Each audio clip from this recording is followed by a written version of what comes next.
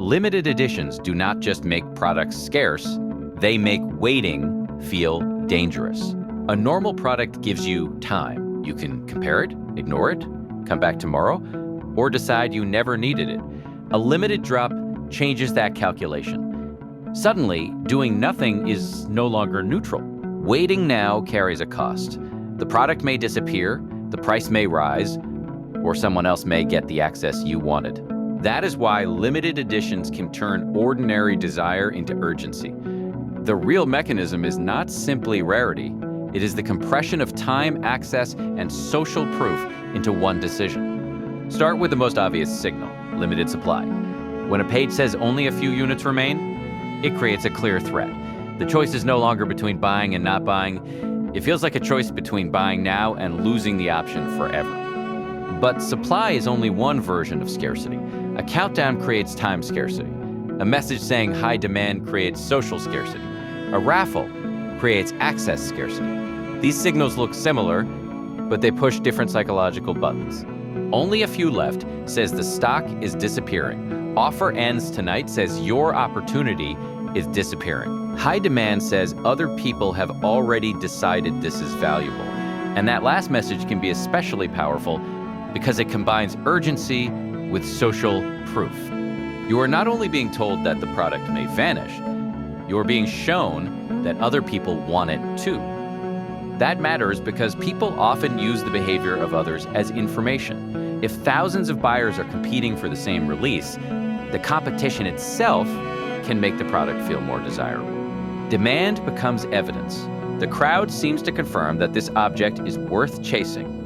Now, the product is doing two jobs at once.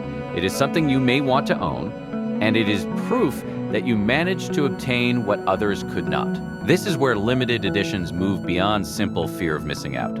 Scarcity can also increase perceived uniqueness. A mass market product may be useful, beautiful, or well-made, but everyone can access it. A numbered release, rare color, or restricted drop offers something else. Fewer people will share the same object. For buyers who care strongly about standing out, that difference can become part of the value. They are not only paying for what the product is, they are also paying for how few other people can have it. But brands rarely leave this effect to chance.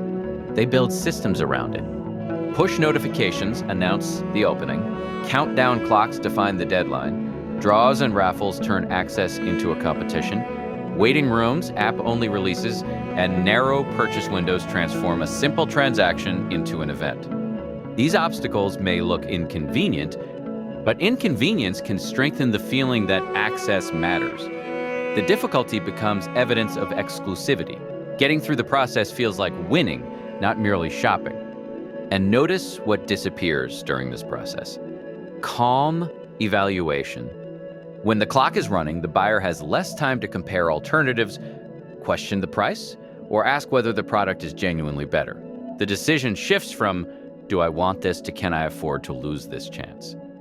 That shift is the hidden power of the countdown. The timer is not only measuring how long the offer remains open, it is reducing the amount of time available for doubt. Then another layer appears. Resale.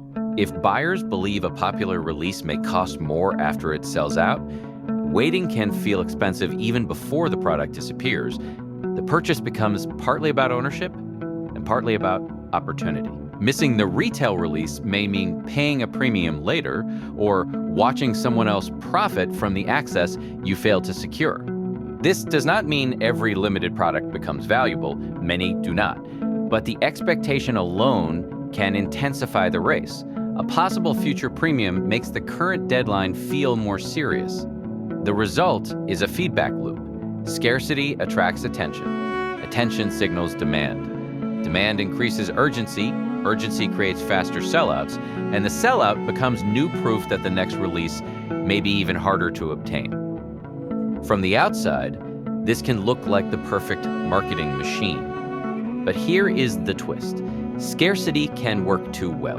An immediate sellout creates excitement, headlines, and visible demand. Yet newer research suggests that when people repeatedly fail to buy hedonic limited editions, the effect can reverse.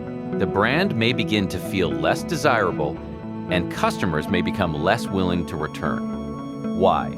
Because exclusivity and rejection are separated by a very thin line. A difficult purchase can feel rewarding when success seems possible, but if every release disappears instantly, customers are not experiencing exciting scarcity. They are experiencing repeated exclusion. The chase stops feeling special and starts feeling pointless. Raffles and app-based draws can soften that frustration because they make the process feel more organized or more equal, but they do not erase the problem. Customers who never win may eventually stop entering, so the fastest sellout is not always the healthiest result. A brand needs enough scarcity to create desire, but enough access to keep hope alive.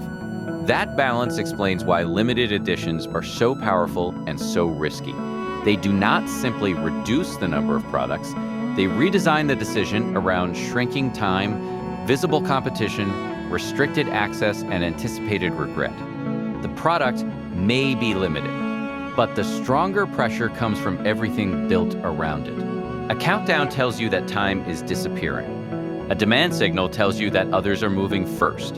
A raffle tells you that access must be earned. Resale expectations tell you that hesitation may become more expensive.